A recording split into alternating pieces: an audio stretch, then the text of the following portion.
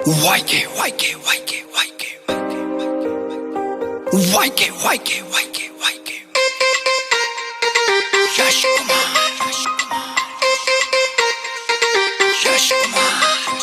बागी बलिया की शान हूँ मैं, आरा छपरा सीवान हूँ मैं। बागी बलिया की शान हूँ मैं, आरा छपरा सीवान हूँ मैं। किसी एक जिले की बात नहीं, पूरा भोजपुरिया जहान हूँ मैं। बागी बलिया की शान हूँ मैं, आरा छपरा सीवान हूँ मैं। किसी एक जिले की बात नहीं, पूरा भोजपुरिया जहान हूँ मैं।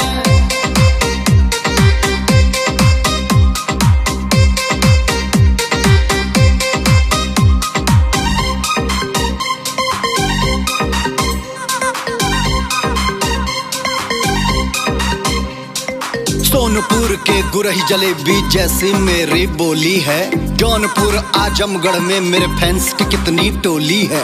बक्सर भोजपुर हाजीपुर मेरे एक्शन के दीवाने हैं। बाढ़ बढ़ैया कटिहार तक नाम के चर्चे पुराने हैं।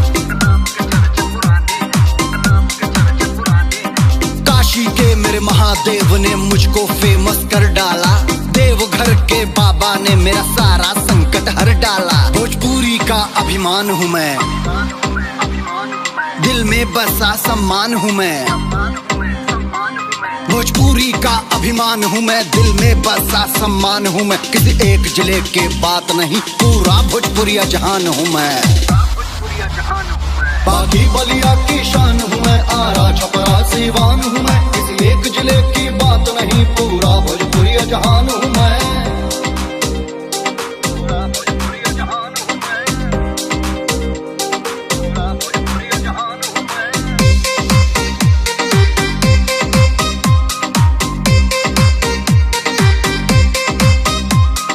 इधर उधर की बात नहीं, सीधे मुद्दे पे आता हूँ। अपनी कलाकारी दिखला के सबको मैं लुभाता हूँ। फैंस पे मेरा फोकस, बाकी सब ब्लर है। अपना तो अंदाज बबुआ फिल्मी कलर है।